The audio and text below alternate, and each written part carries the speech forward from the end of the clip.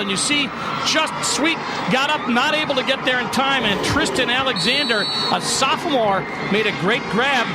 This game could be tied. And good concentration on the part of Alexander. Adam Sweet at 6'3". As the extra point is good, but a flag on that play as well. And Mr. Tilley looking for his microphone. We'll get the call here. Got to get a captain out here to see whether they're going to accept it or not. It's going to be against Weedsport. Roughing the kicker on Weedsport. So they will discuss this, albeit briefly, I'm sure. And enforce it on the kickoff. Roughing the kicker. Defense. 15-yard assessed on the kickoff. So Fulvio was out there, made the easy call. Yeah, we'll take 15. And yep. Interesting, because both teams, we talked about both teams that were running teams coming in, go to the air. And you're going to see a good look at Alexander go up. Watch, he's got the position. He's in back of Sweet. Sweet made a leap, couldn't get there in time. And as you said, nice concentration by Tristan Alexander. Only a sophomore, giving away 3 inches. Watch him. His timing just perfect. He caught that ball at its height, the apogee, brought it down, touchdown. Now that's trusting your receiver to make that play, because Sweet was in front of Alexander, and Melendez just hung it up there and gave his receiver a chance to make a play, and he did. And now, because of the penalty, Tuckahoe will kick off from the Weedsport 45-yard line. I don't think they'll do a squib this time. Or not. Or they will. They get right down the middle. And here's Williams at his 7-yard line. And he's buried at the 17.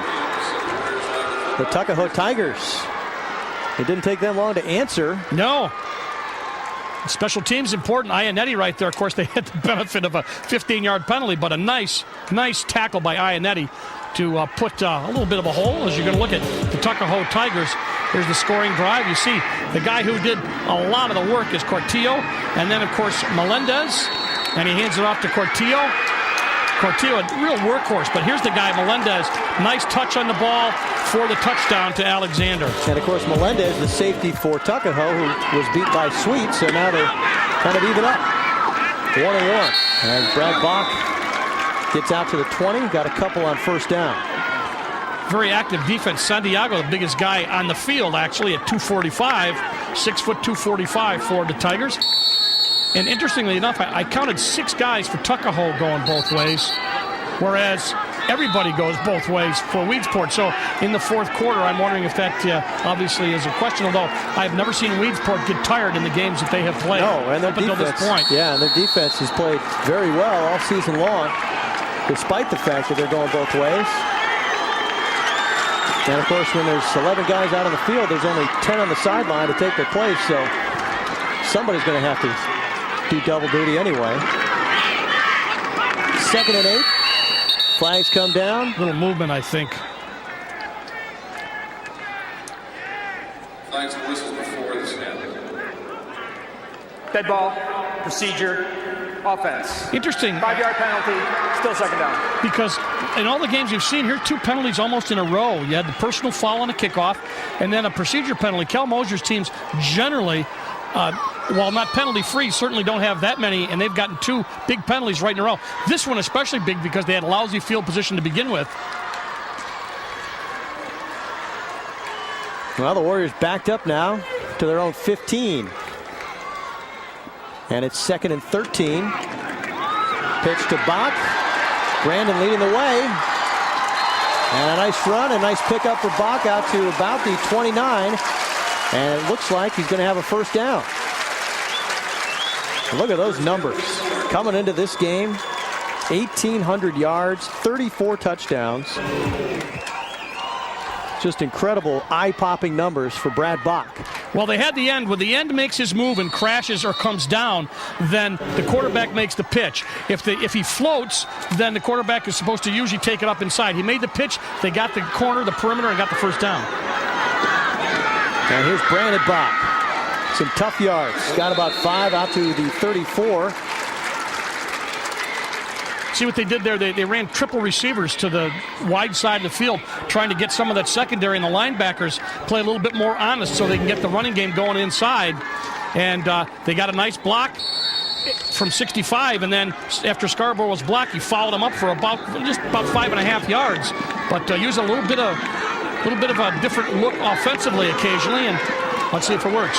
And pretty darn good numbers for Brandon Bach as well. He and his brother combining for 3,000 yards and 50 touchdowns. And here's Brad Bach, big gainer. Bach still on his feet, one man to beat. Dragged down inside the 20. I looked for a minute that Bach was going to get there, but Tristan Alexander has great speed. This whole Tuckahoe team has great speed, and he ran him down at the 20. I thought he might slow down a bit, and 47 yards on the run. Watch him right up the middle. Really cleared out. What a great cut right there by Bach. And now you're going to see Alexander come in the picture. He had a blocker streaking down. I thought he might have waited for him to pick him up. Alexander played it perfectly, but a great run by Bach of 47 yards. And a timeout taken by the Tuckahoe defense. Another look at it right here. Watch the cut. And watch these two guys pick each other off right there from Tuckahoe. And then Bach just sprinting down the sideline. Alexander makes the saving tackle. He had a good lead, but John Metz, 24, was picking up the speed too, trying to get in between he and Alexander. Didn't work. 47 yards for Bach, who is averaging 202 yards a game in the playoffs. He has really picked it up and carried the load. He also has 14 touchdowns in the playoffs. So Brad Bach, number 2, number 1 in the hearts of the Weedsport Warriors in this playoff run. Well, you see, they like to get him inside, and then they like to get him outside on the option, and then they like to get him back inside, where he can do a lot of different things. They like to get him just about anywhere. That's right. You get number 2 the ball, you're doing all right if you're Weedsport. And with a big game today, he could go over the 2,000-yard mark for the season. First down at the 20. Here's Bach. A lot of room on the left side. Brad Bach, touchdown.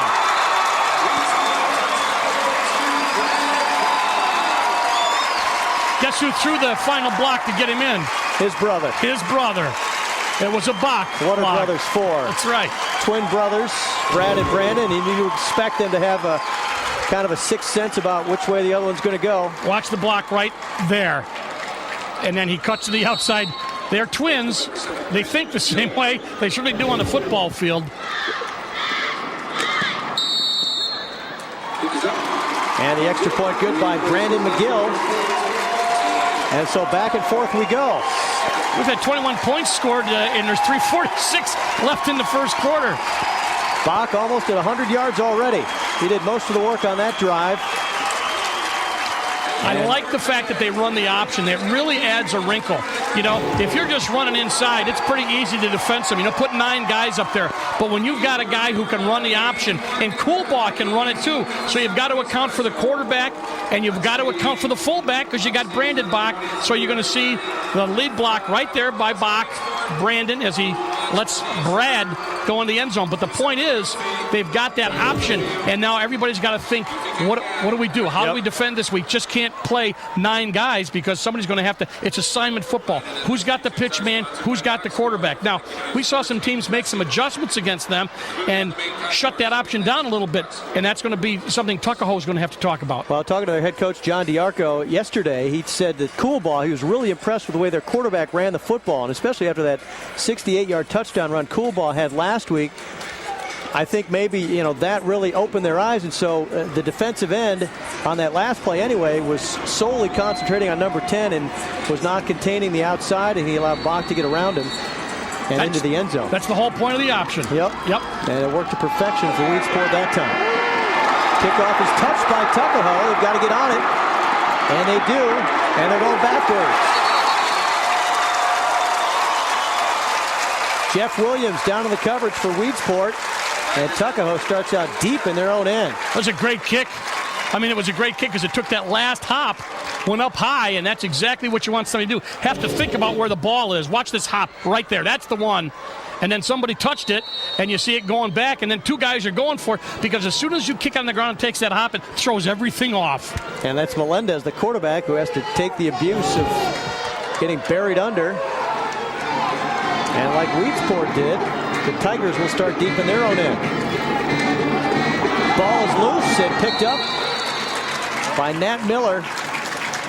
little confusion on the exchange there, and Tuckahoe lucky to get that one back.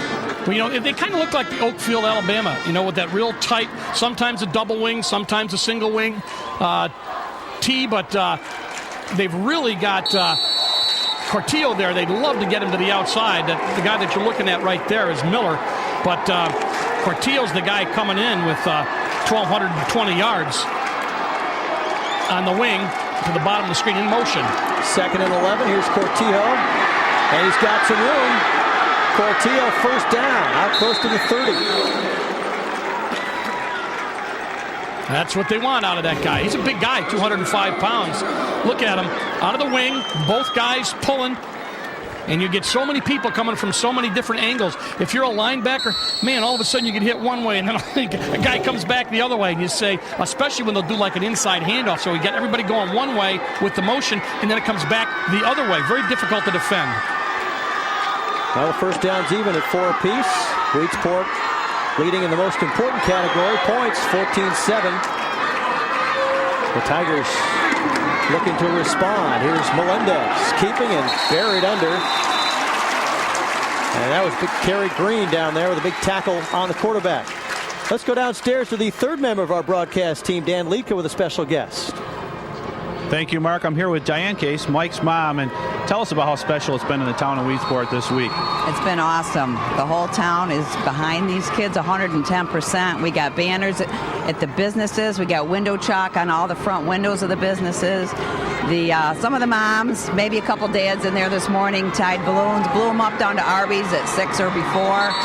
Took them all the way down 31 to the Four Corners, all the way down the other way to Elbridge. We got a sheriff escort this morning. The bus did. It's awesome. That's great stuff. And the Bach brothers get a lot of the attention on this team. Obviously, they score a lot of touchdowns, but it wasn't for kids like your son opening them holes. They really make it easy for those two kids to run the football. Yep, they do a good job. These kids some of them are smaller. My son's 180. He's not that big, but he's one tough cookie. We'll send it back upstairs. All right, great stuff. Thank you, Dan. And thank you, Mike Diane. Case, How one of about my that? favorite players. He's the guy, the center, and got banged up last week. They squared him away, got back in the game. He missed about 2 plays. This does amaze me about Weedsport. It's 21 guys and 11 play both ways, and occasionally you'll get a substitute. But that guy, a lot of credit to Cal Mosier. He does a fantastic job with these guys. Very well disciplined, and they run a lot of stuff that's just done to perfection. The blocking is there. It's not that complicated. The question is they just execute. Yep, and I love that about high school football, especially in the small towns where the entire community gets into it. I mean, they're blowing up balloons at Arby's. Yeah. They're stringing them out on the highway. I can just imagine what that scene looked like in Weedsport this morning when the Warriors pulled out of town. It's just got to be good stuff going around in Weedsport and in Tuckahoe as well. They've got a pretty good fan base over there up from the Westchester County area. And now ready to go again. A second and a long 8. And nowhere to go. Scarborough there. Brandon Bach there. Nevedomski. And the Weedsport defense looking to make a stand. Neither one has so far. Now, we told you that Nevedomski, those guys aren't slow, but they're probably not as fast as Tuckahoe. But what you got to do is get in the running lanes and clog them up. If they start to clog right there, and that's a big clog you get when you get Nevedomski and company down there. And nice job of clogging up the running lanes. 3rd and about 5.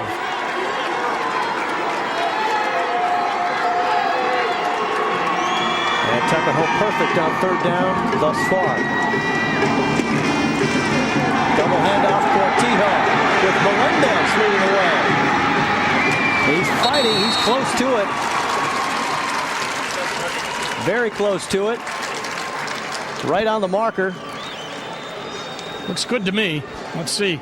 The thing I like about this offense is they're going to call a timeout. The thing I like about this offense is you're the quarterback. It's a real glory position, except you have to lead interference about every other play. Right. A terrific job. And Melendez, you saw him up there trying to get the block, running that double handoff. And as I said, it gets all the defensive guys going one way, and then all of a sudden they got to stop and go back. And that's a real key to that offense. Let's see if they get this. Coach Darko looking line. This looks good to me. Now your eyes are better than you said they were. Yeah.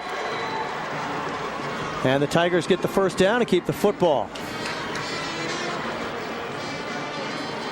Both these coaches